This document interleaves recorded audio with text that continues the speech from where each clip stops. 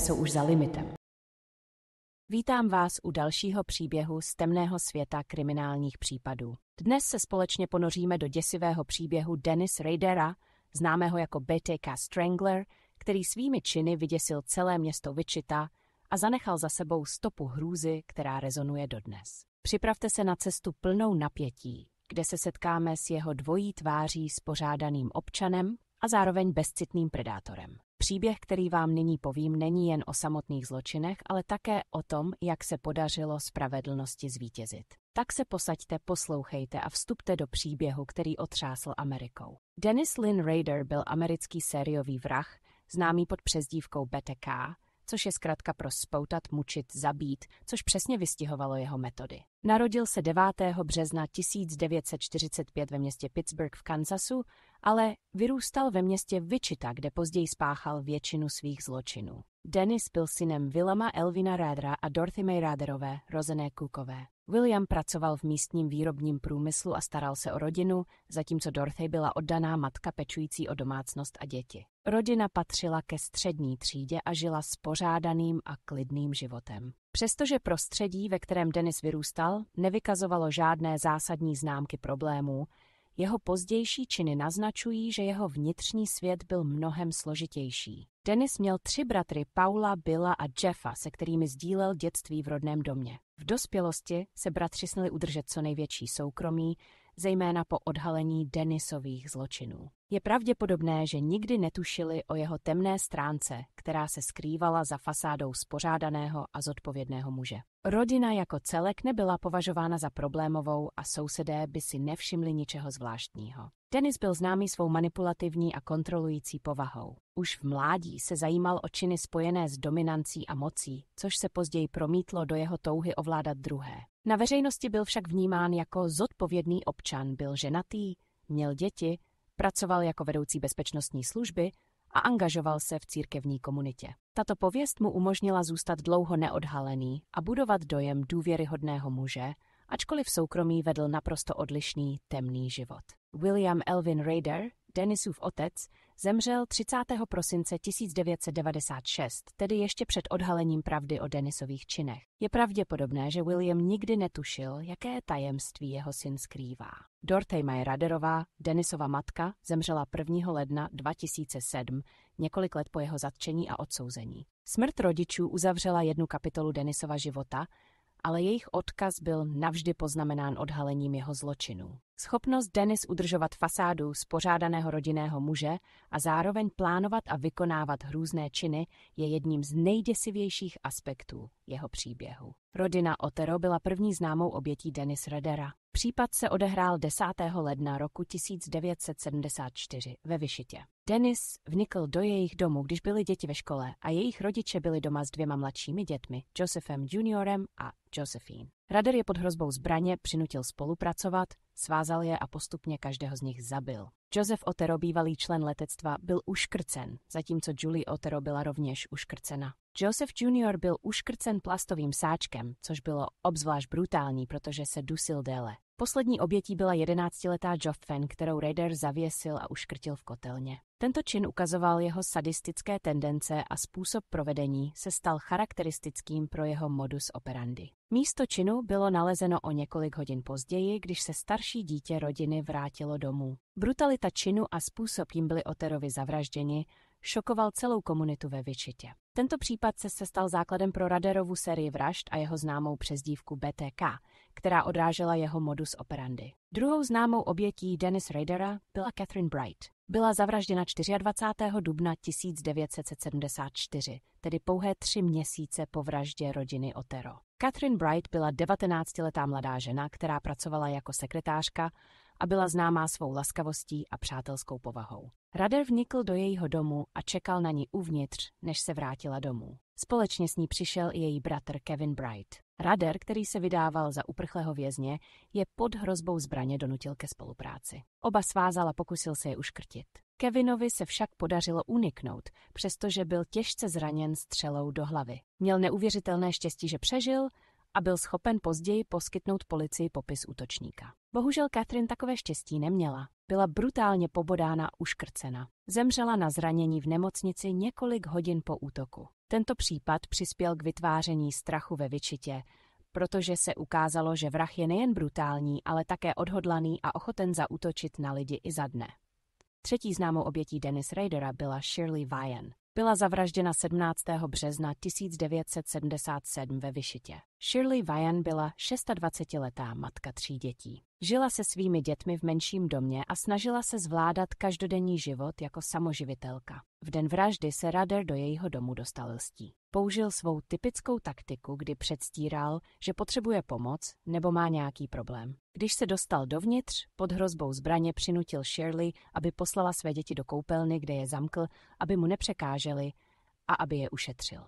Děti později uvedly, že slyšeli, jak se jejich matka snaží s útočníkem vyjednávat, a plakala. Rader Shirley svázal, udusil ji a nakonec ji uškrtil. Po činu opustil dům, aniž by dětem ublížil. Ty byly nalezeny v pořádku, když se jim po nějaké době podařilo dostat ven a zavolat pomoc. Vrah zanechal málo důkazů, což policii komplikovalo jeho dopadení. Tento případ posílil strach ve Wichitě, protože ukazoval, že Rader si vybírá oběti náhodně a dokáže udeřit v přítomnosti svědků. Čtvrtou známou obětí Dennis Radera byla Nancy Fox. Byla zavražděna 8. prosince 1970 ve Wichitě. Nancy Fox byla 25letá žena, která pracovala jako sekretářka a prodavačka. Byla popisována jako milá a cílevědomá mladá žena, která žila sama ve svém bytě. Rader si Nancy Fox vybral předem a pečlivě sledoval její denní rutinu. Do jejího bytu vnikl, když nebyla doma, a čekal na ní, až se vrátí. Když se Nancy vrátila domů, Rader na ní zaútočil a pod hrozbou násilí ji donutil ke spolupráci. Svázal ji a poté ji uškrtil. Po vraždě Rader zanechal ve Wichitě telefonát, ve kterém oznámil místo činu a uvedl, že je za vraždu zodpovědný. Tímto činem ještě více šokoval veřejnost a policii, protože nejenže vraždil, ale také hledal pozornost a chtěl být známý jako sériový vrah. Nancy Fox byla poslední známou obětí v jeho první sérii vražd v 70. letech, než se Rader na nějaký čas odmlčel. Tento případ se stal klíčovým pro další vyšetřování a později byl součástí důkazů, které vedly k jeho dopadení. Po vraždě Nancy Fox v roce 1977 Dennis Rader na několik let přerušil své vražedné řádění, ale přesto zůstával aktivní v tom, co bylo pro něj charakteristické komunikaci s médii a policejními orgány. Toužil po pozornosti a chtěl, aby jeho jméno a činy byly známy. V roce 1978 poslal dopis televizní stanici KKTV, ve kterém popisoval vraždy rodiny Otero, Catherine Bright, Shirley Vian a Nancy Fox. V tomto dopise se také poprvé označil přezdívkou BTK, čímž veřejně stanovil své modus operandi. Dopis obsahoval detaily, které mohl znát pouze vrah, což z něj činilo důkaz potvrzující jeho autorství. Následně se Rader stáhl do ústraní a znovu zaútočil až v roce 1985, kdy zavraždil svou další oběť Marin Hedge. Během tohoto období, kdy nevraždil, se věnoval své rodině, práci a angažoval se v místní komunitě. Byl považován za spořádaného občana, pracoval jako zaměstnanec pro bezpečnostní firmu a byl aktivním členem místního kostela, kde dokonce působil jako předseda sboru. Jeho dlouhá přestávka mezi vraždami vedla vyšetřovatele k přesvědčení, že buď přestal vraždit, nebo se přestěhoval. Nicméně v roce 2004 se Rader rozhodl znovu na sebe upozornit a obnovil komunikaci s médii a policií. Začal posílat balíčky, vzkazy a různé symbolické předměty,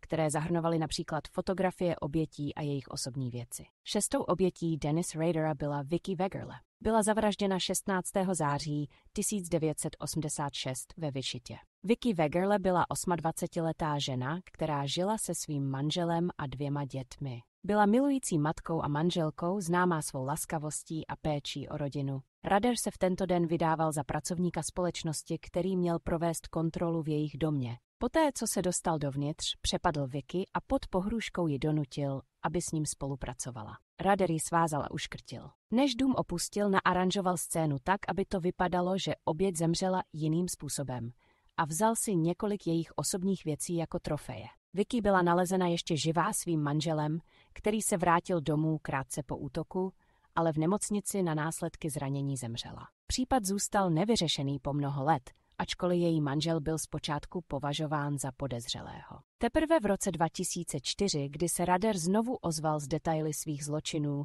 a poslal do médií fotografie Vicky pořízené během útoku, bylo potvrzeno, že i ona byla jednou z jeho obětí. 7. obětí Denise Radera byla Dolores Davis. Byla zavražděna 19. ledna 1991 a byla tak poslední známou obětí BTK Stranglera. Dolores Davis bylo 62 let a žila sama ve svém domě na okraji Wichity. Byla popisována jako přátelská a laskavá žena, která si užívala klidného života. Rader se v té době znovu rozhodl vraždit po období relativního klidu. V noci na 19. ledna vnikl do jejího domu tím, že rozbil okno a přepadl ji. Svázal je a následně ji uškrtil. Poté její tělo odvezl na odlehlé místo, kde ho nechal ukryté. Stejně jako u ostatních vražd si vzal různé osobní věci oběti, jako trofeje. Vražda Dolores Davis byla posledním zločinem, který Rader spáchal předtím, než na dlouhé roky přestal vraždit a zůstal v ústraní. Až do jeho dopadení v roce 2005 zůstával případ nevyřešený, ale zpětně bylo potvrzeno, že byl dílem BTK. Po vraždě Dolores Davis v roce 1991 Dennis Rader přestal zabíjet a na více než 10 let se stáhl do ústraní. Věnoval se běžnému životu, pracoval, byl aktivním členem komunity a kostela, kde dokonce působil jako předseda církevního sboru. Žil jako spořádaný občan, manžel a otec 2 dětí. Zdálo se, že vražedné činy BTK Stranglera byly u konce a případ zůstal nevyřešený. V roce 2004 se však Rader nečekaně vrátil do povědomí veřejnosti. Začal znovu komunikovat s médii a policií, protože toužil po uznání a chtěl znovu získat pozornost, kterou si užíval v 70. a 80. letech. Poslal různé dopisy, balíčky a předměty, které obsahovaly informace o jeho dřívějších vraždách, fotografie obětí a také osobní věci, které si ponechal jako trofeje. Jeden z balíčků obsahoval kopii řidičského průkazu Vicky Wegerle, čímž potvrdil, že je zodpovědný za její vraždu. Zlomovým bodem pro jeho dopadení bylo, když v roce 2005 poslal na policejní stanici disk, na kterém byly soubory obsahující data vytvoření. Technici zjistili, že disk byl vytvořen v kostele, kde Rader působil a obsahoval metainformaci s jeho jménem Dennis. To bylo dostatečné k tomu, aby ho policie sledovala a spojila s dřívějšími případy. Policie následně získala vzorek DNA od jeho dcery, který se shodoval se vzorky nalezenými na místě činu. To poskytlo dostatečný důkaz k jeho zatčení. Dennis Rader byl zatčen v únoru 2005 a následně se přiznal ke všem 10 vraždám. Během soudního procesu chladnokrevně popsal detaily svých zločinů, což šokovalo veřejnost i rodiny obětí. Soudní líčení Dennis Radera bylo velmi sledované a přineslo mnoho šokujících momentů. V červnu 2005, když před soudem předstoupil, aby přiznal svou vinu, vyprávěl o svých zločinech ve stylu jakési kroniky. Mluvil o tom, jak si své oběti vybíral, jak je sledoval a jak pečlivě plánoval své útoky. Jeho přiznání zahrnovalo detaily o tom, jak se vkrádal do domů svých obětí, jak je svazoval a vraždil, a také o tom, jak po vraždách pořizoval fotografie a uchovával trofeje. Dennis Rader si z míst činu odnášel různé trofeje, které měly pro něj symbolický význam a sloužily mu k tomu, aby si mohl své zločiny znovu připomínat.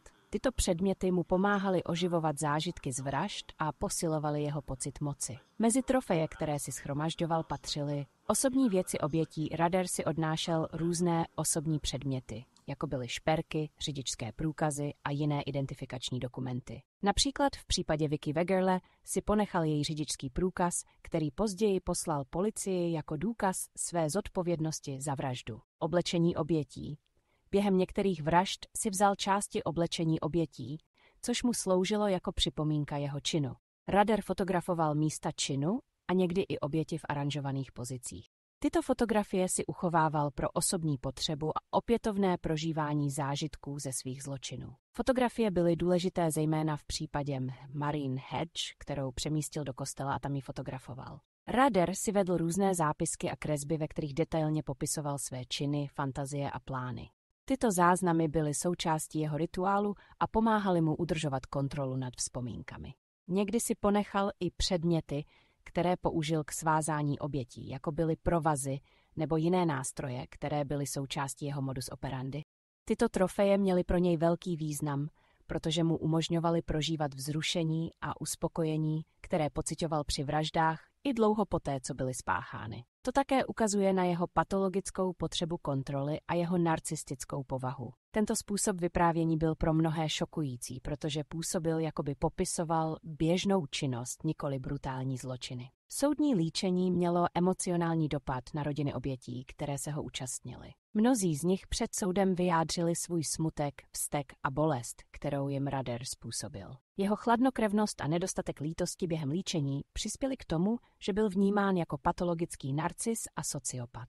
Jednou z nejzajímavějších a nejšokujících částí soudního přelíčení Denise Radera bylo jeho chování během procesu. Rader se přiznal ke všem vraždám s překvapivým klidem a bez náznaku lítosti, což bylo pro rodiny obětí i veřejnost obzvlášť mrazivé. Když podrobně popisoval své zločiny, jeho vystupování působilo téměř akademicky, jako by vyprávěl příběh a nepopisoval brutální vraždy. Dalším znepokojivým aspektem bylo, že během přelíčení podrobně vysvětloval, jak své zločiny plánoval a prováděl, včetně toho, jak pečlivě sledoval své oběti, zjišťoval jejich denní rutinu a zajišťoval, aby po sobě zanechal co nejméně stop.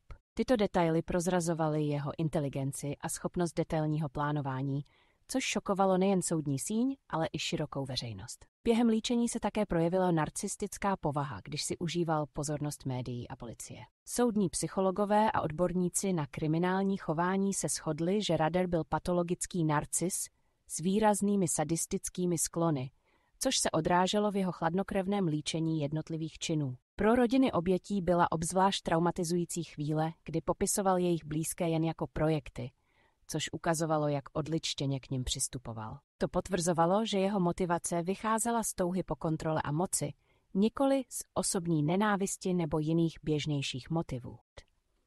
Další zajímavý moment nastal, když soudce oznámil rozsudek a Rader byl odsouzen na 10 po sobě jdoucích doživotních trestů bez možnosti podmínečného propuštění. I když se očekávalo, že jeho reakce bude alespoň částečně emocionální, Rader zůstal klidný a jen nepatrně přikyvoval, čímž opět prokázal svou chladnokrevnost. Celý proces ukázal, jak obtížné bylo pochopit, jak mohl člověk, který vedl zdánlivě normální život a byl aktivním členem komunity, spáchat tak kruté a promyšlené činy. Dennis Rader nedostal trest smrti z jednoho hlavního důvodu v době, kdy páchal své zločiny. Kansas neměl platný trest smrti. Trest smrti byl v Kansasu zrušen v roce 1972, poté, co Nejvyšší soud Spojených států rozhodl, že mnoho státních zákonů o trestu smrti je protiústavních. Kansas obnovil trest smrti až v roce 1994, což znamená, že zločiny, které Dennis Rader spáchal mezi lety 1974 až 1991, spadaly do období, kdy tento trest nebyl k dispozici. Protože zákony nemohou být zpětně použity na případy, které se staly před jejich přijetím, Rader nemohl být souzen podle nových zákonů o trestu smrti. I když by si jeho činy mnozí zasloužili nejpřísnější možný trest, právní systém musel postupovat v souladu s platnými zákony v době spáchání zločinů. Z těchto důvodů byl Rader odsouzen na 10 po sobě jdoucích doživotních trestů bez možnosti podmínečného propuštění, což je maximální trest, který mohl tehdy v Kansasu dostat. Dennis Rader, známý jako BTK Strangler, zůstává jedním z nejznámějších sériových vrahů v historii Spojených států, a to nejen kvůli brutalitě svých zločinů, ale také pro svou chladnokrevnou schopnost žít dvojí život. Přes den byl oddaným otcem, manželem a aktivním členem komunity, zatímco v noci se stával predátorem, který své oběti plánovitě sledoval a chladnokrevně vraždil. Jeho příběh ukazuje, jak může být zlo skryto za maskou všednosti a jak dlouho může trvat, než se pravda dostane na povrch. Navzdory hrůzným činům a zármutku, který způsobil, se díky důslednému vyšetřování a moderní technologii podařilo spravedlnosti zvítězit a ukončit jeho vražedné řádění. Dennis Rader nyní tráví zbytek svého života v izolaci ve věznici s maximální ostrahou v El Dorado Correctional Facility v Kansasu, kde je daleko od světa, který kdysi terorizoval. Jeho případ je připomínkou nejen jeho krutosti, ale také odvahy a úsilí obětí a vyšetřovatelů, kteří přispěli k jeho dopadení. Každý příběh, i ten nejtemnější, má svůj konec. Příběh Denise Radera nám připomíná, jak hluboko může lidská temnota sahat, ale také jak důležité je nikdy nezapomínat na oběti a vytrvat v boji za spravedlnost. Děkuji vám, že jste se mnou prošli tímto složitým a děsivým příběhem. Nezapomínejme, že i ve stínech lze najít odlesky světla v odvaze, vytrvalosti a odhodlání těch, kteří bojují za pravdu. Děkuji za vaši pozornost a těším se na setkání u dalšího příběhu, který společně odhalíme. Mějte se na pozoru a pečujte o sebe i své blízké.